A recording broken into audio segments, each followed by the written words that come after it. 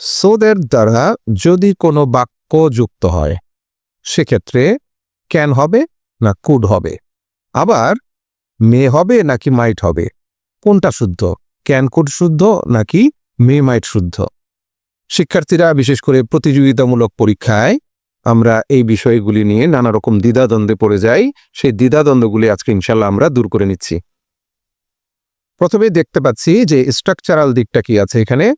এখানে দেখতে পাচ্ছি বাক্যে যদি সোদের যুক্ত হয় তার পূর্বে যদি প্রেজেন্ট টেন্স থাকে তাহলে পরেরটি হয়ে যাবে ক্যান অথবা মে প্লাস ভার্ব ওয়ান।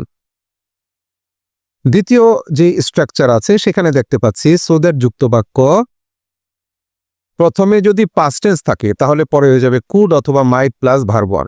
এখন প্রশ্ন হচ্ছে কখন ক্যান হবে, কখন মে হবে, কখন কুড হবে, কখন মাইট হবে।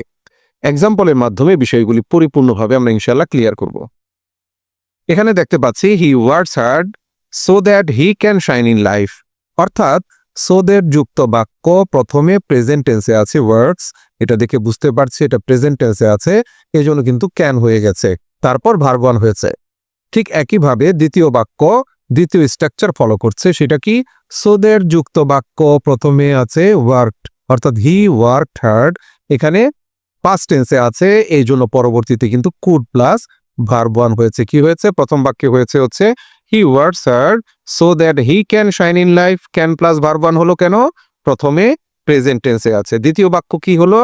হি worked hard so that he could shine in life, এখানে কুড শাইন কেন হলো? কারণ হচ্ছে প্রথমে পাস্ট টেন্সে আছে। এবার প্রশ্ন হচ্ছে মে মাইট কখন হবে? এটা প্রতিযোগিতামূলক পরীক্ষায় সাধারণত এই ভুলগুলি অনেক সময় আমরা করে ফেলি। অনেক সময় মে দেখে অথবা মাইট দেখে, অর্থাৎ সোদের যুক্ত বাক্য মে অথবা মাইট দেখে আমরা ভুল মনে করি, আসলে এগুলি ভুল না। কিভাবে?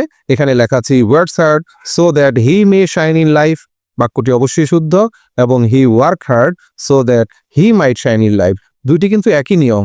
অর্থাৎ এখানে প্রেজেন্ট টেন্সে আছে, অর্থাৎ সো দ্যাটের পূর্বে প্রেজেন্ট আছে, এজন্য আমরা মে ব্যবহার করেছি। ঠিক একইভাবে সো দ্যাটের পূর্বে ওয়ার্কড অর্থাৎ পাস্ট টেন্স আছে, এজন্য মাইট ব্যবহার করেছি। এখন প্রশ্ন হচ্ছে আমরা কোনটা করব? খুব মনোযোগ দিয়ে এই বিষয়টি খেয়াল করতে হবে। সেটি কি?